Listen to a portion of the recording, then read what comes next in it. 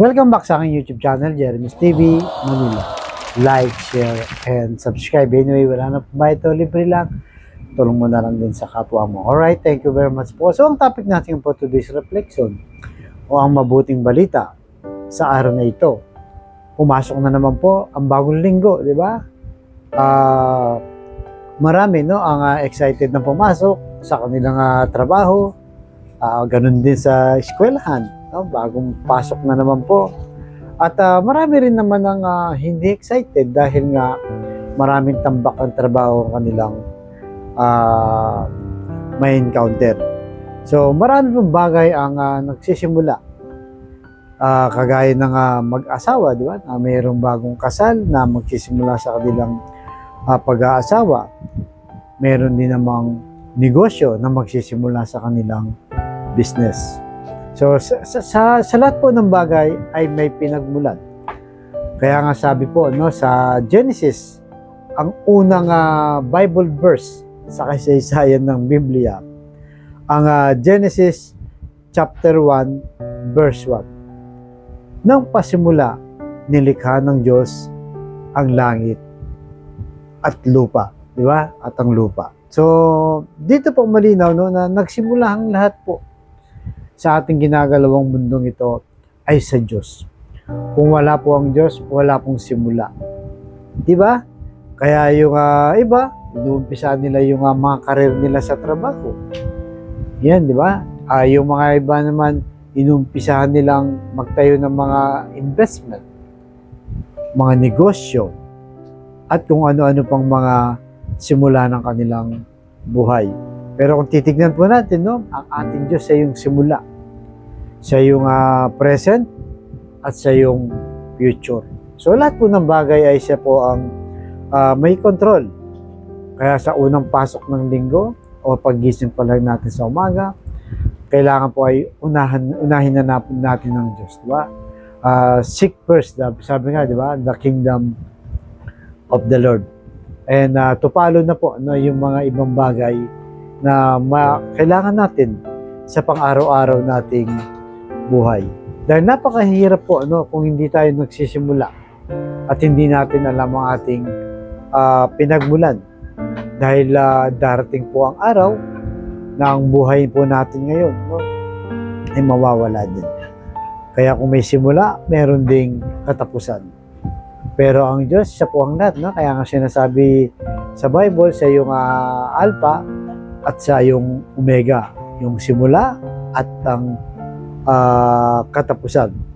So yan po huwag po natin kalimutan sa ating pang-araw-araw na buhay na kailangan po magsimula ay ayon sa gusto ni Lord.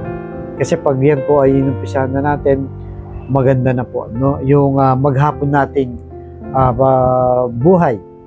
Dahil paggising mo pa lang, pagmulat mo pa lang sa iyong mga mata at sabihin mo, salamat Lord.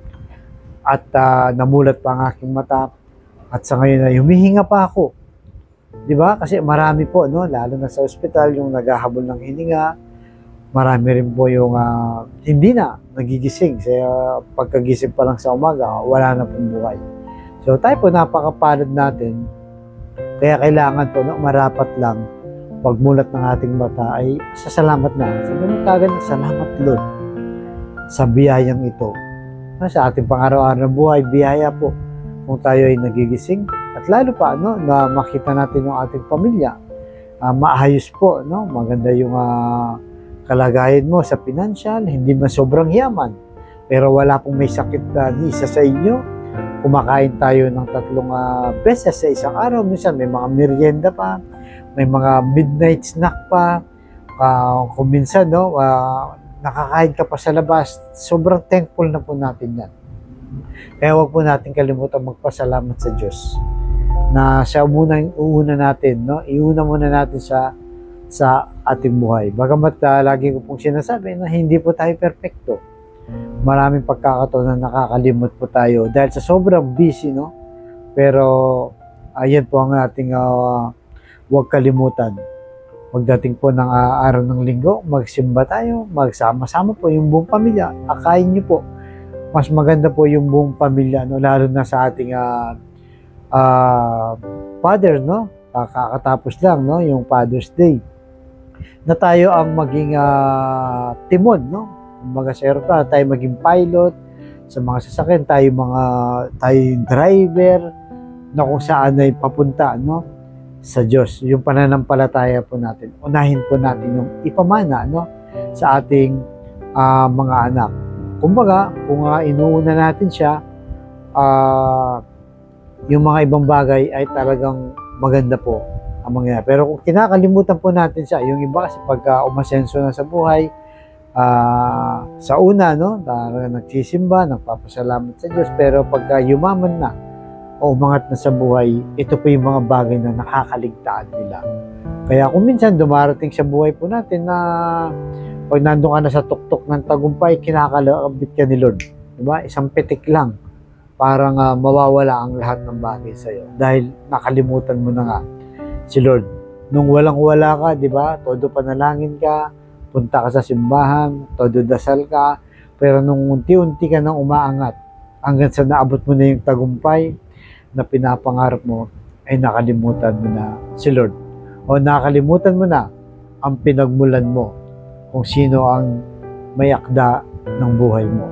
So, siya po, no? Si Lord po ang una, no? Siya yung punot dulo po ng lahat ng bagay dito sa mundo. Kaya, kailangan po number one natin siya, no? I-God first natin siya. Kaya nga, tayo mga Iskonians, no? God first, bago po ang lahat. Kaya sa mga kapatid nating nanonood sa akin lang, na may problema sa pamilya, relasyon, sakit, at pinansyal, sabayin mo ko sa napakasimpleng dasal na kung ikay maniwala at magtiwala sa ating Panginoong Yesus, ay tsak yun pagkakalob sa iyo sa tamang panahon. So tayo manalangin, Lord, i-bless po mga kapatid namin nanonood sa aking vlog na maluba na po ang karamdaman. Stage 4 cancer na po. Hipuin niyo po ng yung mapagpagaling na kamay. Haplosin niyo po. Tanggalin ng kanilang karamdaman. Kasama niyo na po ang aming vitamin. At ganoon din po, yung mga pamilyang nasisira o hindi nagkakaunawaan dahil nakakalimutan po, no? Kinakalimutan yung Diyos sa kanilang buhay, tuloy nagkakahiwa-hiwalay po at nakakagulo ang kanilang pamilya. Ipuhin niyo po ng yung puso na mapagkumbaba at mapagmahal sa bawat membro ng aming mga pamilya. At ganoon din po sa financial na kailangan namin lahat, Lord. Lalo na po yung mga kapatid namin walang-wala talaga, na ultimong pambili ng 1 kilo lang ng bigas, pinoproblema pa kung paano nila iraraos ang kanilang pamilya. I-bless niyo po ang aming hanap buhay para may provide namin ang pangangailangan ng aming mga anak. Patawarin niyo po kami sa aming mga kainahan at kasalanan. Ang lahat ng itiniling namin sa matamis na pangalan natin, Panginoong Yesus. Amen. To God all be the glory. Sa ngalan ng Ama, ng Anak, ng Diyos, sa Espiritu Santo. Amen. Thank you very much po. And God first.